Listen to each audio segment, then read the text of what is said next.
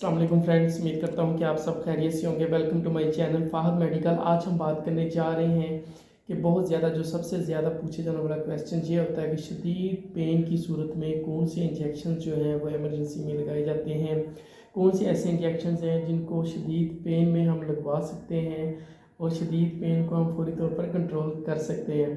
तो आज की इस वीडियो में मैं आपके साथ शेयर करूंगा कि कौन से ऐसे इंजेक्शन होते हैं जो कि एमरजेंसी की सूरत में पेशेंट को लगाए जा सकते हैं और ये किसी भी दर्द में लगाए जा सकते हैं। यानी कि अगर किसी को किडनी में दर्द हो रहा है तो तब लगाया जा सकता है, किसी को मसाने में दर्द हो रहा है तब लगाया जा सकता है, या फिर किसी एक्सीडेंट की सूरत में भी इस इंजेक्शन को दर्द को कंट्रोल करने के लिए लगाया जा सकता है। तो इस वीडियो को आपने फुल वॉच करना है, आपने वीडियो को स्किप नहीं करना। और जो इस चैनल पर न्यू है वो इस चैनल को ज़रूर सब्सक्राइब कर लें ताकि मेरी आने वाली तमाम इंफॉर्मेटिव वीडियोस आप तक बआसानी पहुंच सके। तो चलते हैं, बात करते हैं कि शदीद पेन की सूरत में कौन से इंजेक्शन जो हैं वो डॉक्टर हजरात रिकमेंड करते हैं जो पेशेंट को लगाए जाते हैं। उसके लगाने के बाद चंद ही मिनटों के अंदर अंदर जो पेशेंट का पेन होता है वो रिकवर होना स्टार्ट हो जाता है। चलते हैं, बात करते हैं सबसे पहले इंजेक्शन ट्रामल की। इंजेक्शन ट्रामल एक जिसका फार्मूला ट्रामाडोल होता है, ये इंजेक्शन पेन किलर इंजेक्शन के तौर पर लिया जाता है। इस इंजेक्शन को आईएम भी दिया जा सकता है, आईवी भी दिया जा सकता है। लेकिन अगर हम इसको आईवी देते हैं तो पेशेंट को बहुत ज़्यादा चक्कर आ सकते हैं। लिहाजा उन चक्करों को कंट्रोल करने के लिए, उस वर्टिगो को कंट्रोल करने के लिए, पेशेंट की घबराहट को कंट्रोल करने के लिए इसके साथ जो इंजेक्शन इस्तेमाल किया जाता है वो मेटोक्लोप्रामाइड होता है, यानी कि मेटोमाइड इंजेक्शन, जो कि उल्टी को रोकने में इस्तेमाल करवाया जाता है। इस इंजेक्शन को अगर आईएम यूज़ करना हो तो लाजमी नहीं कि इसमें मेटोक्लोप्रामाइड इंजेक्शन का इस्तेमाल किया जाए। इसको हम वैसे भी आईएम लगा सकते हैं, लेकिन आईएम लगाने से ये होगा कि पेशेंट का जो दर्द है वो ऐसा ऐसा कंट्रोल में आएगा।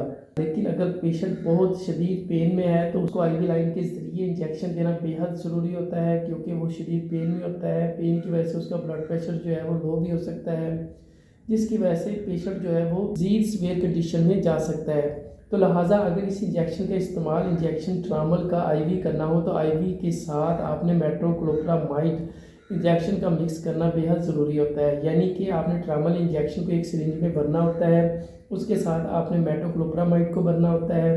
ये टोटल बन जाएगा 4 सीसी इंजेक्शन। आपने कोशिश करनी है कि इस इंजेक्शन को भी आप थोड़ा सा डाइल्यूट कर लें एनएस वाटर के साथ या फिर इंजेक्शन के वाटर के साथ, ताकि पेशेंट को कोई भी थोड़ी बहुत जो घबराहट होनी है वो भी ना हो पाए। तो इस इंजेक्शन को आपने पेशेंट को आईवी लाइन के ज़रिए आहिस्ता आहिस्ता दे देना होता है। जैसे ही ये इंजेक्शन कंप्लीट होता है उसके 3 मिनट के अंदर अंदर पेशेंट का जो पेन होता है वो रिकवर होना स्टार्ट हो जाता है, पेशेंट बेहतरी की हालत की तरफ जाना स्टार्ट हो जाता है। ये था इंजेक्शन ट्रामल का यूज़ कि कैसे करना है। आप इसको आईएम भी यूज़ कर सकते हैं और आप इसको आईवी भी यूज़ कर सकते हैं। दोनों तरीके मैंने आपके साथ शेयर कर दिए हैं। अब बात करते हैं कि इससे भी एक हैवी इंजेक्शन जो पेन किलर के तौर पर लिया जा सकता है, वो भी डॉक्टर की रिकमेंडेशन के बगैर आपने कोई भी इंजेक्शन अस खुद इस्तेमाल नहीं करना होता है। ये डॉक्टर साहब की जो इंस्ट्रक्शन होती है उसके मुताबिक ही इंजेक्शन लगाया जाता है कि किस पेशेंट को किस इंजेक्शन की ज़रूरत है। तो दूसरे नंबर पर बात करने जा रहा हूँ मैं इंजेक्शन नेल्बन की। इंजेक्शन नेल्बन या इंजेक्शन कीन्स की, ये इंजेक्शन जो है ये नहायत ही अच्छा पेन किलर इंजेक्शन है। ये पेशेंट को फौरी तौर पर सुकून देता है, आराम देता है। इस इंजेक्शन का भी इस्तेमाल आईएम भी किया जा सकता है, आईवी भी किया जा सकता है, लेकिन इसका जो एसओपीज़ हैं वो सेम टू सेम ट्रामल जैसे हैं कि अगर आपने इसको आईवी इंजेक्शन देना है किसी पेशेंट को तो आप कोशिश करें कि इसमें एक मेटोक्लोप्रामाइड इंजेक्शन को ज़रूर मिक्सअप करें। और इंजेक्शन कीन्स और इंजेक्शन मेटोमाइड का मिक्सअप करने के बाद आपने इसको एनएस में डाइल्यूट करना होता है। डाइल्यूट करने के बाद आप ही पेशेंट को आईवी लाइन के जरिए दे सकते हैं।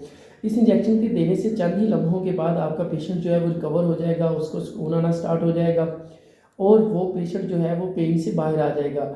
इसके साथ जो और ट्रीटमेंट्स होते हैं बीमारी को देखते हुए वो डॉक्टर ज़रा रिकमेंड करते हैं मेडिसिन के ज़रिए, या फिर कोई एनएस वगैरह या फिर रिंगर वगैरह लगाई जाती है पेशेंट का ब्लड प्रेशर चेक करने के बाद। इसके साथ और भी बहुत सारा ट्रीटमेंट होता है जो मैं आपके साथ शेयर नहीं कर रहा। ये सिर्फ और सिर्फ पेन किलर इंजेक्शन के बारे में आपको सिर्फ इन्फॉर्मेशन पहुँचा रहा हूँ कि कौन से इंजेक्शन किस तरह इस्तेमाल किए जा सकते हैं और इनका जो कम्बिनेशन है वो किस तरह हम यूज़ कर सकते हैं।